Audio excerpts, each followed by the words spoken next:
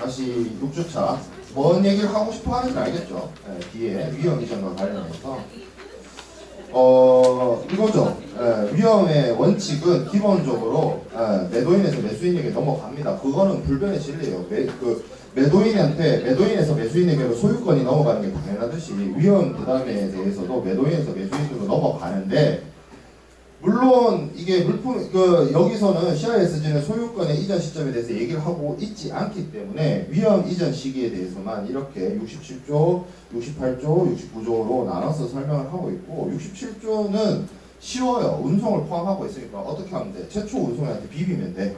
그죠? 네. 그러니까 운송 포함하고 있으면 최초 운송 이렇게 외워버리면 돼요. 그냥 공식화 해버리면 됩니다. 네. 그리고 뭐 특정 장소, 오케이 특정 장소 아니면 뭐 어디서 뭐 특정하게 정한 장소. 그러면서 이거랑 인커텀스 한번 생각해보라고 했죠. 인커텀스 보면 항상 어디서 어느 장소에서 뭐 선적하면 선적항 본선인도면 본선인도, 뭐 어느 지정된 창고면 창고, 장소면 장소, 이런 식으로 지정을 해서 물품 인도를 하기 때문에 그거랑 연관돼서 생각을 해보면 된다라고 했습니다. 그리고 운송을 포함하지 않는 경우도 쉬워요. 운송을 포함하지 않는 경우에 대표적인 케이스가 제가 예를 들어서 EXW를 얘기를 했어요. 물론 이렇게 얘기를 할 수 있습니다. 이거 69조가 이런 질문이 나한테 올까봐 미리 말하는데, 69조가 EXW를 위한 겁니까? 라고 하면 아니에요.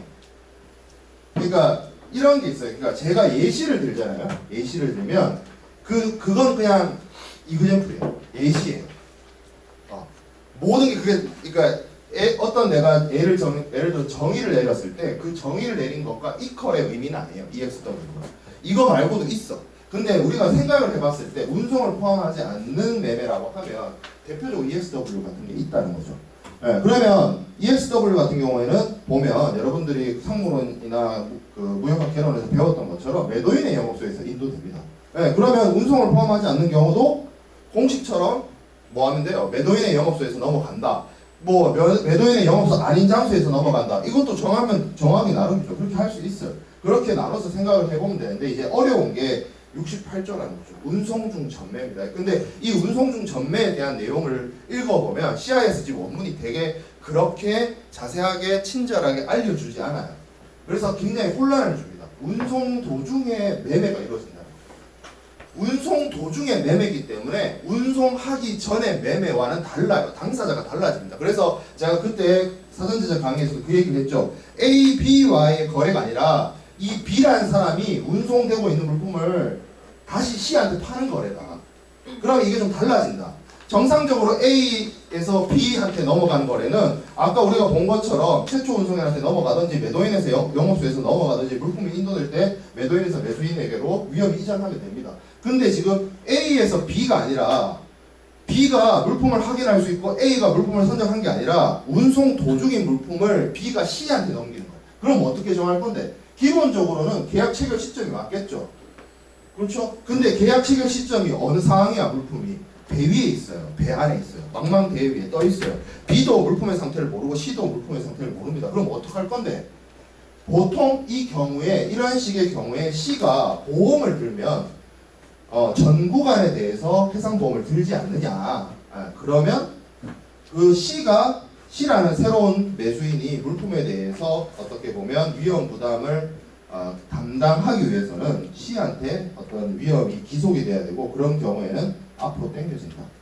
선화증권이 발행한 운송인에게 물품이 인도될 대로 소급해서 당겨진다. 그 얘기를 했습니다. 그래서 요거를 잘 봐라. 근데 이게 왜 중요하냐? 이게 CISG에서 얘기하는 위험의 이전입니다. 67조, 68조, 69조가.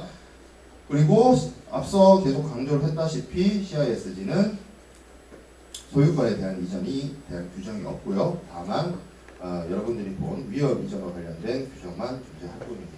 자, 그러면 우리가 그 다음에 볼 거는 71조 이행 기전 이행 정지입니다. 이게 여러분들이 한자어에 대한 이해가 좀 있으면 이 말이 쉬운데, 여기서 말하는 이행은 내가 계약을 이행한다는 거예요. 그리고 이행기라는 거는 이행을 해야 되는 시기를 뜻합니다. 근데 이행을 해야 되는 시기 전에 이행을 정지시키는 거예요. 정지선 뭐죠? 많이 쓰죠? 정지선. 그러니까 계약 이행을 해야 되는 시기 전에 계약 이행을 정지시킨다는 거야.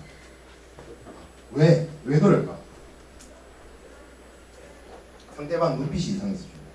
자, 당사자 1방이 계약 체결 후에 상대방이 다음과 같은 사유의 결과로 그 의무의 어떤 실질적인 부분을 이행하지 아니할 것을, 여기 근데 저도 제가 번역한 게 아니라 뭐 유명한 뭐 법대 쪽 교수님이 번역한 원문을 가져왔기 때문에 명백하게 이렇게 표현이 되어 있는데, 요게 영어 단어로 조금 다를 수 있어요. 근데 그냥 넘어갑시다. 자, 명백하게 된 경우에는 자기의 의무 이행을 정지할 수 있다. 이게 쉽게 말해서 뭐예요? 상대방이 계약 이행을 실질적인 부분을 안 할 것 같아. 안 할 걸로 판명이 됐어. 그래서 나 어떻게 한다고? 나도 안 할게. 네가 안 하니? 나도 안 한다. 이거죠. 그렇죠? 네, 그래서 그러면 그게 그냥 되는 게 아니잖아. 뭔가 건덕지가 있어야 되죠. 사유가 있어야 되죠. 첫 번째, 상대방의 이행 능력 또는 신뢰성에 뭐가 있다? 중대한 결함이 있다. 그리고 상대방의 계약 이행을 준비하는 것하고 그리고 계약 이행의 이 행위에 대해서 뭔가 문제가 있다는 거야. 그러면 내가 뭐 할 수 있다. 네가 안 할 거니 나도 안 하겠다. 이거는. 자, 근데 그럴 수 있잖아. 요게 명백하게 판명되기 전에 매도인이 물품을 먼저 보낼 수 있죠. 그러니까 여기서 매도인이 물품을 먼저 보냈는데 상대방이 뭔가 눈빛이 이상하다는 건 뭐야? 매수인이 돈 안 줄 것 같다는 얘기죠. 쉽게 말하면 매도인은 물건을 보냈어. 근데 매수인이 돈 안 줄 것 같아. 그럼 뭐 할 수 있다? 매수인한테 선화증권 같은 서류가 있더라도 매도인은 매수인한테 물품을 안 넘기게 인도되는 것을 중지시킬 수 있습니다. 너 가져가지 마. 너 돈 안 줄 것 같아. 이거예요. 근데 이거를 혼자 마음속으로 생각하고 있으면 뭐 텔레파시를 쏠 것도 아니고 안 되겠죠. 뭐 해야 되겠어요? 상대방한테 뭐 해야 된다? 통지를 해야 돼. 통지를. 근데 내가 상대방 눈빛이 상해. 너 돈 안 줄 것 같아. 그래서 너 물건 가져가지 마. 이렇게 했어. 통지했어. 근데 저쪽에서 아니야. 내가 원래 태어날 때부터 눈빛이 좀 이상한 거야. 오해하지 마. 돈 줄게. 라고 약속을 해. 그러면 그냥 이거 이행해야 됩니다. 이해돼요? 무슨 말인지? 자, 그러면 71조가 이 규정이 이거 왜 이게 좀 PPT로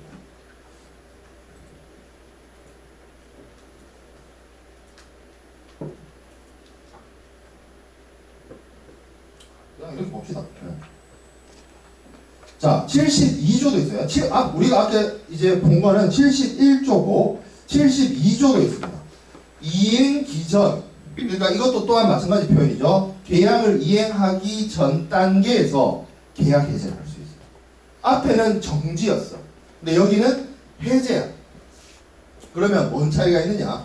읽어볼게요. 자, 계약의 이행 기일 전에 당사자 이방이 뭐 뻔덤에서 부딪혀 또 나오죠.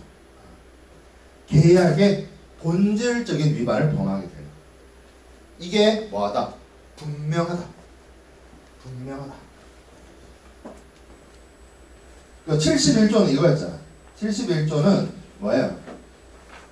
상대방이 계약의 실질적인 부분을 이행하지 않을 게 명백하다였고, 72조는 뭐예요? 상대방이 본질적인 계약 위반을 할 게 분명하다 이거야.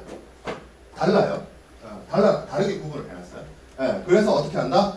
여기서는 그러니까 위에는 보면 영어 표현으로 보면 이거에 대해서 내가 계약 이행을 안 할 수 있다, 연기할 수 있다, 정지할 수 있다 이런 표현을 쓰는데 여기서는 그냥 계약을 어보이드 할 수 있다, 계약을 취소시킬 수 있다, 계약 해제를 선언할 수 있다. 그러니까 본질적인 계약 위반은 상대방이 그러니까 상대방이 본질적 계약 위반을 할 것 같으면 바로 계약 취소를 할 수 있다, 계약 해제를 할 수 있다라는 얘기입니다. 그죠?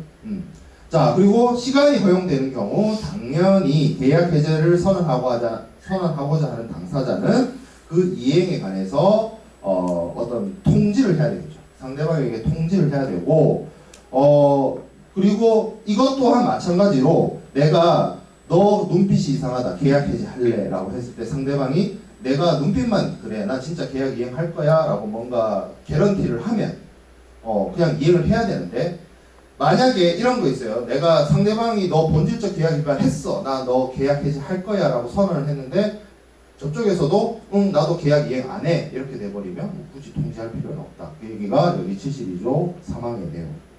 자 그러면 이거를 우리가 정리를 해보면 이행 기전 이행 정지가 있고 이행 기전 계약 해제가 있어요. 자 근데 차이점은 이거죠. 이행 기전 이행 정지는 실질적인 부분 계약의 실질적인 부분을 불이행할 것을 명백한 것. 근데 이제 이게 자 71조는 영어 표현이 여기 나와 있는 것처럼 become apparent인데 이행기전 계약 해제에서는 영어 표현은 is clear. 근데 국어책이죠. 그러니까 한국어 번역본은 어떤 책은 become apparent를 명백이라고 번역을 했고 어떤 책은 become apparent를 판명된 경우라고 번역을 했어요. 그 지각각이에요. 찾아보면 시중에 나와 있는 CISG 그 해설서나 번역본이 지 맘대로 해요. 그래서 제가 이거는 뭔가 이게 아까가 아니라 그러니까 한 2, 3주 전에 우리 withdrawal하고 그거 배웠죠. 취소, 철회 이런 거 배웠죠. 그거는 약간 철회 취소로 약간 좀 굳어져 가는 분위기인데 대체적으로 이거는 정말 지각각이야. 그래서 그냥 become apparent is clear 이렇게 생각을 하면 됩니다. 근데 제 개인적인 생각으로는 become apparent는 판명된 경우로 해석하는 것이 맞을 것 같고 is clear는 명백한 경우로 해석하는 게 맞을 것 같아요. 근데 이건 내 생각이야. 시중 책들은 안 그래. 무슨 얘기인지 알겠죠?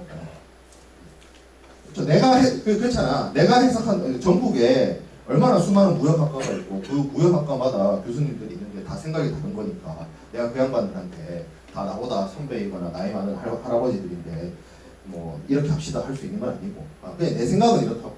내 생각은 이렇고 뭐 이행 기전 이행 정지든 이행 기전 계약 해제든 통지해야 되고 상대방이 뭐 그거를 나는 눈빛만 그런 거다 계약 이행하겠다라고 하면 계속 이행해야 됩니다. 자, 그 다음에 분할 이행 계약 해제.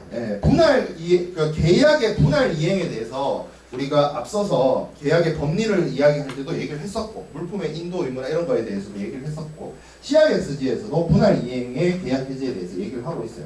자, 세 가지 경우가 있습니다. 첫 번째, 물품의 분할 인도를 계약하는 경우에 있어서 첫 번째 단어가 어느 분할 부분이에요. 어느 분할 부분이 어떠한 그러니까 뭐 10개를 10번으로 나눠서 준다라고 했을 때 다섯 번째 그럼 그 다섯 번째 거가 어떻게 돼? 계약의 본질적인 위반이 해당이 되면 어떻게 할 수 있다? 계약 해제할 수 있다. 어디에 대해서? 그 분할 부분에 대해서. 그 다섯 번째 거에 대해서. 요게 73조 1항. 자, 73조 2항의 키워드는 뭐냐? 장래의 분할 부분에 관해서. 선물이죠. 미래죠. 내가 5개 받았어. 6번째 올 게 오는데 요 6번째 올 게 뭐야? 계약의 본질적인 위반. 그럼 어떻게 한다? 그 미래에 올 분할 부분에 대해서 계약 해제할 수 있다. 자, 근데 이렇게 될 수 있잖아. 내가 1, 2, 3, 4를 받았고 5번째 온 게 계약 본질적 계약 위반일 수도 있고 내가 1, 2, 3, 4, 5를 받았고 6번째 미래에 올 게 본질적 계약 위반일 수 있죠. 그러면 앞에 온 1, 2, 3, 4, 5는 어떻게 할 것이냐? 그런 이슈가 있을 수 있죠. 그러면 이거는 이렇게 판단을 합니다. 뭐냐면 연관성을 봐요. 그러니까 인도 부분들의 상호 의존 관계를 봅니다. 상호 의존 관계를 봐서 전체를 다 할 수 있어요. 그러니까 이런 경우가 있을 수 있죠. 자, 10개를 나눠주는데 이 10개가 예를 들어서 10개를 다 모아서 한국에서 뚝딱뚝딱 조립을 해서 만드는 하나의 큰 기계다라고 했을 때 만약에 그 일부분이 잘못 오면 전체 기계를 다 못 만드는 거죠. 그러면 앞에 아무리 1, 2, 3, 4가 잘 왔다 하더라도 뭐예요? 전체 계약을 해제해야 되는 상황이 발생하는 거예요. 만약에 이 10번에 나눠서 주는 물건이 서로 상호 의존성이 없어. 그러니까 쉽게 말하면 뭐 밀가루 100톤 왔어요. 앞에 밀가루 5번 잘 왔어. 그러면 그 앞에 계약은 해지할 필요가 없는 거죠. 그러니까 그 표현이 뭐예요? 키워드가 상호이전. 이해되죠? 이해되죠? 그래서 71조, 72조, 73조 이행기 전 이행정지, 이행기 전 계약 해제, 분할 이행 계약의 계약 해제. 자, 그러면 이제 여러분들이 오늘 이 시간에 이제 넘어야 될 산 하나 이제 이게 왔어요. 자, 이겁니다. 손해배상.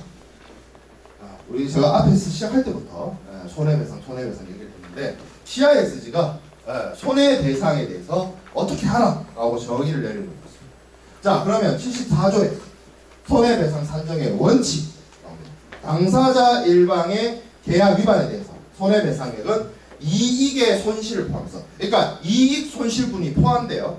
이익, 장래의 희망 이익 있죠, 기대 이익 있죠, 이거 포함됩니다. 장래의 이익 손실 포함해서 그 위반의 결과로 인해서 상대방이 입은 손실과 동등한 금액으로 한다. 그건 뭐예요?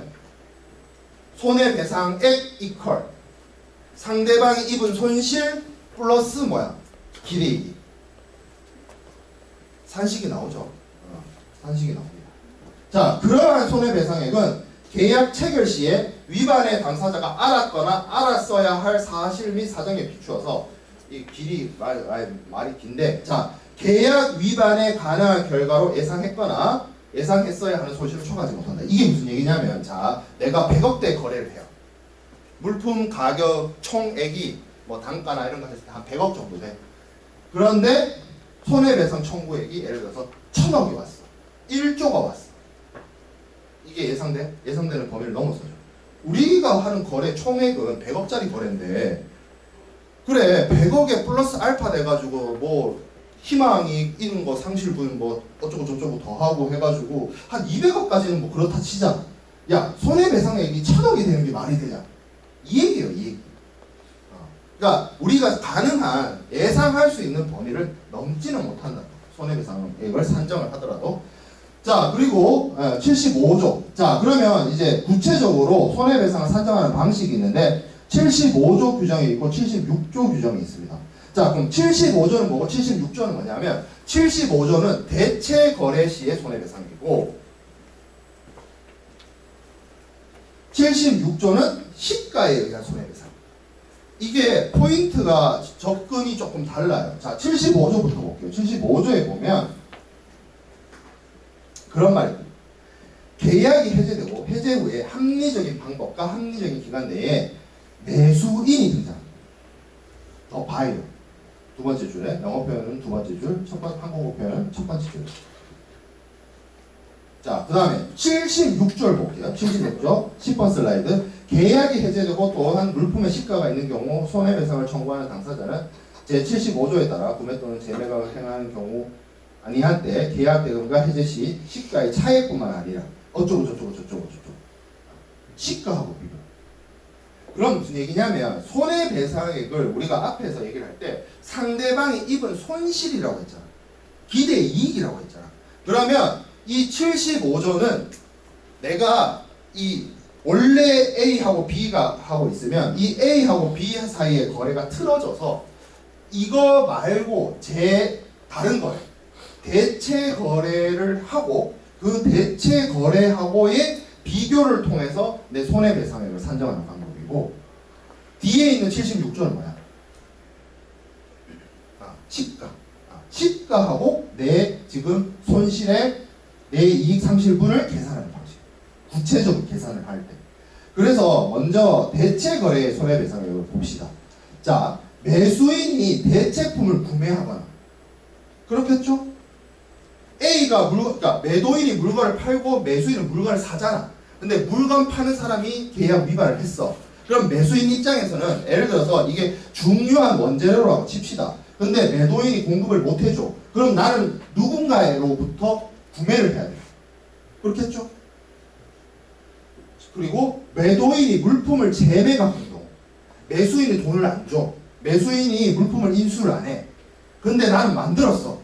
혹은 상대방 국가로 보냈어. 그러면 그거를 물건을 리턴시키기보다는 누군가 제3자한테 누군가를 파는 경우가 많습니다. 처분한다. 땡처리. 눈물의 땡처리. 이 대체거래죠. 자, 그러면 이거 한번 그 전에 이거 우리가 상식적으로 판단해 봅시다. 자, 매도인이 있어요. 헷갈리니까 매수인부터 한번 생각해 봅시다. 나는 물건을 사는 사람이에요. 외국에서 원재료를 사와가지고 국내에 판매를 해요. 아니면 내가 가공을 하거나. 근데 A라는 사람한테 내가 그러니까 원료를 안정적으로 공급받기로 했어요. 그래서 계약을 할 때 100달러 했어요. 단가. 근데 이 양반이 물건을 안 줘. 근데 나는 당장 공장을 돌려야 돼. 그래서 대체 거래처를 물색을. 그러면 이 사람은 그 대체 거래처하고 할 때 무조건 꼭 그런 건 아니겠지만 대체 거래 시의 가격이 100달러보다 높을 가능성이 많을까요? 낮을 가능성이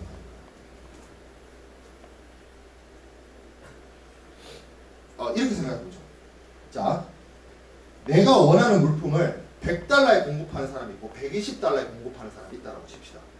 나는 합리적인 선택으로 100달러에 공급하는 사람하고 거래를 했겠죠. 근데 이 100달러에 물건 넘기겠다는 사람이 물건을 안 줘. 그럼 나는 울며 겨자 먹기로 120달러에 파는 사람한테 사야 되잖아. 그럼 무슨 얘기야? 원래 내가 처음에 했던 계약보다 대체 거래의 가격이 높겠죠. 나는 100달러에 물건을 살 수 있었는데 상대방이 계약을 불이행하는 바람에 120달러에 살 수밖에 없는 상황이 되겠죠. 반대는요. 반대는 일어나지 않겠죠. 어떤 사람이 100달러에 팔고 있고 80달러에 팔고 있으면 80달러에 파는 사람하고 계약을 했지. 우리가 사람은 합리적인 선택을 하는 거잖아. 그죠? 자, 그럼 이거는 이제 매수인의 입장이고 매도인의 입장을 해봅시다. 내가 한국 사람이에요. 물건을 만들었어요. 미국의 수입자가 사겠대. 보냈어. 미국으로 보냈어. 근데 이 사람이 잠적했어. 돈을 안 줘. 물건은 미국에 왔어. LA에 있어. 이거 한국으로 입탄시킬 거야? 반송 물류비가 더 듭니다. 한국에서 출발하기 전이면 모를까? 그러면 거기 미국에 간 LA 공항에 보세 창고에 쌓여있는 물건 폐기시킬 거예요? 아니죠. 뭐 해야 돼요? 눈물의 땡처리를 해야 되죠. 그러면 눈물의 땡처리를 하는데 내가 원래 계약을 할 때 100달러에 했어. 근데 120달러에 팔 수 있어요? 그럼 땡처리가 아니지. 잘 됐네. 물론 그런 경우도 있을 수 있겠죠. 상황에 따라서. 뭐 세상 모든 일이 제가 모든 걸 다 예측하거나 예단할 수 있는 건 아니니까. 근데 눈물의 땡처리를 한다는 건 뭐야? 최소 반값 아닐까? 제값 받고 팔겠어요 그거? 급하게 사는 사람 찾으면? 폐기시키는 것보다 낫거나 한국으로 리턴 시키는 것보다 나으니까 팔고 오지 않을까? 그러면 이 매도인이 재매각하면 이거 제값 팔고 팔겠냐고? 아니죠. 원래 정상적인 거래 가격보다 낮을 겁니다. 그러면 매수인의 입장이 되든 매도인의 입장이 되든 원래 정상적인 거래 가격하고 대체 거래하고 갭이 발생하죠. 그렇지 않겠어요? 내가 100달러에 물건 살 수 있는데 120달러에 샀다. 내가 100달러에 물건을 팔 수 있었는데 눈물의 땡처리를 해서 50달러에 팔았다. 그러면 이 사람들의 손실액은 얼마야? 그 갭이란 20, 50. 이해 안 되네. 이거보다 어떻게 더 쉽게 설명? 이해되죠? 무슨 말인지. 내가 지금 하고자 하는 얘기가. 손해배상 산정의 원칙을 얘기할 때 그러라며 상대방이 입은 손실에 이익의 상실분을 더하라며. 이걸 어떻게 계산할 건데? 생각해보면 그렇잖아.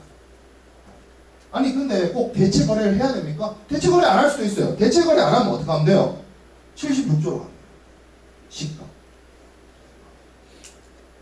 그죠? 네. 그래서 75조는 그러면 교수님 말씀하신 대로 갭 그것만 손해배상입니까? 그렇진 않아요. 그렇진 않아요. 네. 네. 차액뿐만 아니라 뭐다? 회수 가능한 기타 모든 손해배상을 더해할 수 있다. 네가 물품을 제때 안 가져가서 네가 제때 물품 대금을 주지 않아서 내가 마음도 다치고 불필요한 행정 처리도 하고 불필요한 창고 비용도 발생했고 그것 또한 손실액이잖아.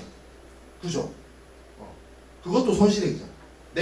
얘가 물건을 당장 빨리 인수해 가면 되는데 얘가 빨리 인수를 안 해가다 보니까 눈물의 땡처리를 하기 위해서 창고에 굉장히 오랫동안 보관시켰고 창고료가 발생했어. 그거 내 손실액이잖아. 그런 것들. 그래서 해수 가능한 기타 모든 손해액에다가 뭘 더하면 돼요? 제가 아까 설명한 그 갭. 그 갭을 더하면 뭐가 나온다? 손해배상액이 나온다. 자, 그 다음에 시가가 있어요. 자, 계약 해제됐습니다. 계약 해제가 됐고 물품이 시가가 있어요. 시가가 있어요. 자, 보통 뭐 국제 거래 가격이 정해져 있거나 그런 물건들이 되겠죠. 자, 그러면 손해배상을 청구하는 당사자는 구매 또는 재매가, 그러니까 앞서 75조에서 봤던 대체 거래를 안 해야 돼요. 대체 거래를 하면 75조에 따라서 계산을 하면 돼, 손해배상. 근데 대체 거래를 안 하고 시가가 있으면 시가와 비교를 해가지고 손해배상액을 정할 수 있다. 뭐 계약 대금과 계약 해제 시, 이게 중요해요. 시점. 그러니까 계약 대금은 언제 정해지겠어요? 계약 체결 시점에 정해지겠죠? 그죠? 근데 시가는 언제 시점? 계약 해제 시점. 계약 대금과, 계약 대금은 너와 나가 거래하기 위해서 이 물건은 $100에 사고 팔자라고 합의한 그 가격이고, 시가는 너와 나의 계약이 끝 해가지고 계약을 해제하는 그 시점에 마켓 프라이스. 마켓 프라이스.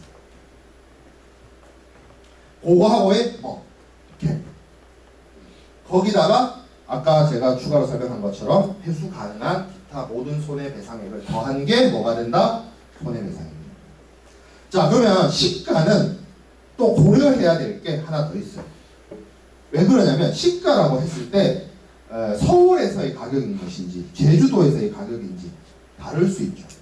한국에서의 시가인지 미국에서의 시가인지 다를 수 있습니다. 그래서 기준이 어떻게 되느냐? 그죠? 여기 뒤에 나와 있어요. 2항 전형의 전형에 있어서 시가라 하면 물품의 인도가 행해졌을 때, 인도가 행해졌을 때, 지배적인 인도가 행해졌을 때, 예를 들어서 뭐 선적지 인도 조건이었다. 그래서 그럼 선적지, 양육지 인도 조건이었다. 그러면 뭐 양육지, 뭐 이런 얘기입니다. 인도가 행해졌을 때, 매도인과 매수인 사이에서 물품의 인도가 이루어질 장소에서의 가격입니다. 근데 인도 장소가 가격이 없어. 그럴 수 있죠. 시가. 그러면 뭘 할 수 있냐면 다른 장소하고 물품의 운송 비용 차이를 적절히 감안해서 합리적 대체 가격으로 할 수 있다. 그 얘기도 있어요. 무슨 얘기냐? 물품의 인도 장소가 제주도야. 근데 제주도에 시가가 없어. 그러면 서울에 시가가 있어. 그러면 서울하고 제주도의 물류 비용을 더해서 계산한다. 그 뜻이에요. 이해되죠? 자, 그리고 76조 1항의 끝에 이 얘기 있어요. 물품을 인수를 했어.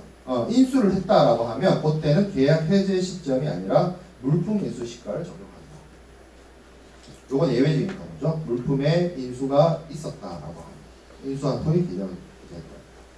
자, 근데 뭐 장소적인 의미로서의 여러분들이 이해가 부분이 있고, 그래서 75조, 76조에 의해서 이해할 수가 있습니다.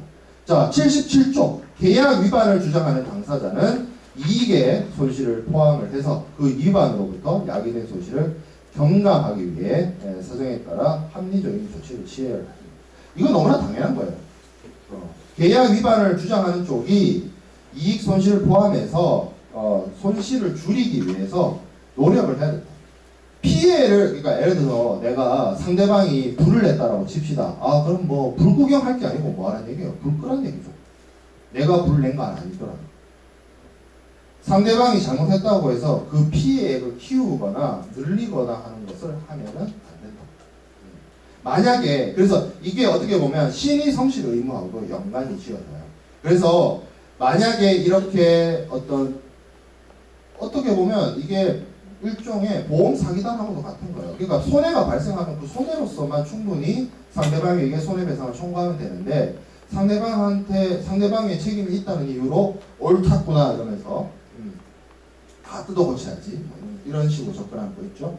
그렇게 해서는 안 된다는 거고, 만약에 그런 식으로 손해를 줄이기 위한 어떤 합리적인 조치를 하지 않으면 어떻게 할 수 있다? 손해배상액에서 간액되어질 수도 있다. 자, 그리고 대금 관련해서도 뭐 연체된 금액을 뭐 지급하지 않거나 뭐 손해배상 청구에서 뭐 이런 것들을 고려할 때, 그러니까 돈을 늦게 준 거 문제 있죠. 뭐 그런 문제에 있어서는 이자도 받아낼 수 있다. 그 규정이 있습니다.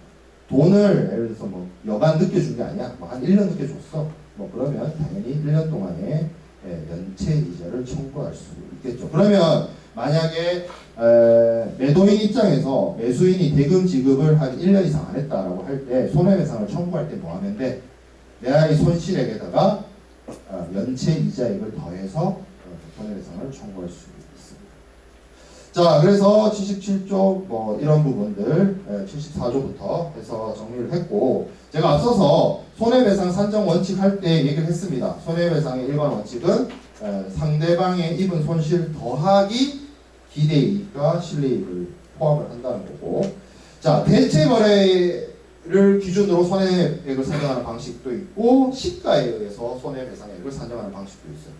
그래서 여러분들의 이해를 돕고자 제가 산식을 이건 뭐 법과목에서 산식을 만드는 게 웃긴데 이게 뭐 경제학 수업도 아니고, 자, 손해배상 이퀄 대체거래 가격과 계약 가격과의 차액, 갭 있죠, 갭. 거기다가 뭐 추가 배상액. 그죠? 그러면 매수인은 뭐예요? 매수인은 물품을 비싸게 살 거 아니야. 100달러에 살 거를 120달러에 살 거 아니야. 그러니까 120달러 빼기 계약 가격 100. 그러면 갭이 20이죠? 단가로. 단가로 20이고, 거기다가 제가 아까 얘기했던 것처럼 뭐 참고료라든지 뭐 여러 가지 추가적으로 발생한 비용을 더하면 그게 손해배상액이 되는 거고, 매도인은 땡 처리했죠? 네, 그러니까 100달러에 팔 거를 50달러에 땡 처리했으니까 그 차액, 갭, 거기다가 추가로 발생된 손실액을 더하면 손해배상액을 계산을 할 수 있다는 거고, 시가, 시가 간단하죠. 계약 대금과 시가하고의 차액에다가 추가 손실액을 더하면 손해배상액이 됩니다. 그렇죠? 그리고 시가의 경우에는 장소가 중요합니다. 자, 그 다음에 그래요. 중요한 거 다 했어요. 여기까지 합시다. 여기까지.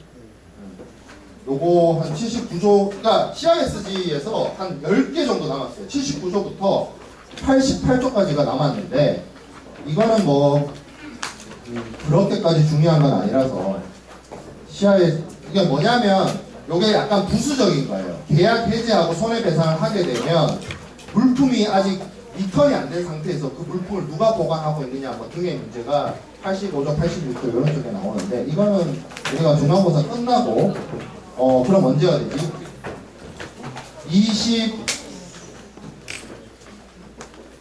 27일 날 올라갈 사전 제작 영상에 담아서 이 부분이 진도가 나갈 거고요.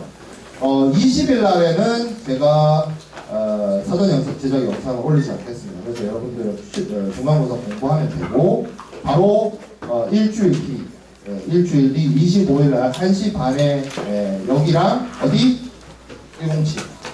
107에서 한 곳에 모이지 마요. 이렇게 좀 나눠서. 어차피 여러분들 뭐 보다시피 80명이 넘기 때문에 한 강의실에서 시험을 다 못 봐서 강의실을 2개에 나눠서 치는 거니까 그렇게 하게 됩니다. 시험 공부 잘 하고, 공부하다가 모르는 게 있으면 저한테 이메일로 자기가 노트 필기한 거나 뭐 이런 것들 캡처해서 보내도 좋고, 아니면 몇 번 쓸까, 몇 번째 주 강의 자료의 몇 페이지에 어디 내용이 이해가 안 된다, 이렇게 문의해 드리겠습니다. 근데 쪽지보다는 메일로 보내줘요.